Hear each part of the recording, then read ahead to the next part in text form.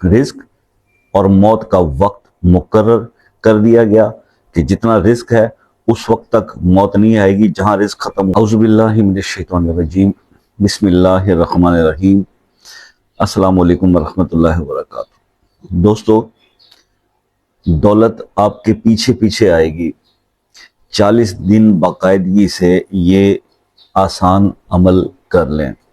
انتہائی آسان عمل میں آج آپ کو بتانے لگا ہوں. دعا کے کچھ الفاظ، صرف اور صرف ان الفاظ کو آپ نے ہر نماز کے ساتھ پڑھنا ہے. تو پہلی بات تو یہ ہوئی کہ نمازوں کی پابندی. آپ کے فرائض پورے ہوں گے تو آپ کے وظائف میں رزلٹس آئیں گے.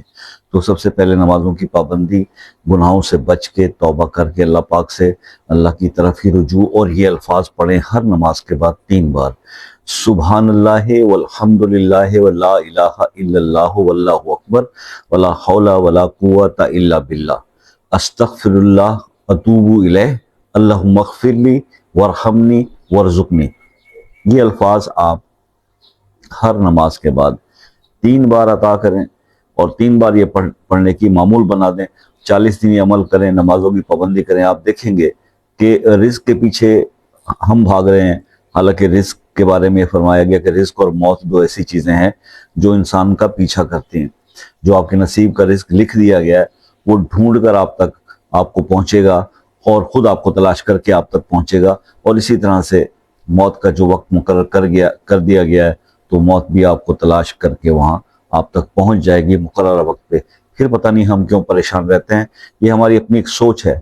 یعنی رزق اور موت کا وقت مقرر کر دیا گیا کہ جتنا رزق ہے اس وقت تک موت نہیں آئے گی جہاں رزق ختم ہوا موت پکڑ لے گی. یہ ایک اصول کی بات ہے جس کو ہم سمجھ نہیں پا رہے تو پریشان ہے رزق کے لیے. بہرحال یہ عمل میں نے بتا دی ہے، آپ اس کو کیجئے گا. بہت ہی بینیفیشل ہے. دنیا بھی سنورے گی اور آخرت بھی اس سے کرنے سے آپ بھی سمجھ جائے گی. اس کے بارے میں، اس عمل کے بارے میں ٹپیکلی اگر آپ کچھ سمجھنا چاہتے ہیں، پوچھنا چاہتے ہیں، میں کچھ بتا نہیں پایا تو آپ واٹس ایپ پہ رابطہ کر کے پوچھ سکتے ہیں 8 بجے سے رات 11 بجے تک. ٹھیک ہے؟ اور بہتر طریقہ یہ ہوگا بات کرنے کا. اگر بات کرنے کا وائس ٹیکسٹ چھوڑ دیں، کوئی مسئلہ نہیں. اگر بات کرنا چاہتے ہیں تو ایک میسج چھوڑیں. کال کا ٹائم لے لیں، چاہے پاکستان سے ہیں چاہے کسی کنٹری سے ہیں، آسانی سے آپ سے بات ہو جائے گی. ٹھیک ہے؟ اب آپ ایسے ہی کسی ایسے مسئلے میں الجھ گئے جو وظائف کر کے اور مختلف اعمال کر کے بھی نہیں حل ہو پا رہا، دین آپ وہ اپنا مسئلہ اپنے نام کے ساتھ کمنٹ میں لکھ دیں تو خصوصی دعاؤں میں اس کو شامل کریں گے. تو اللہ تعالیٰ نے دعاؤں میں بڑی طاقت رکھی ہے.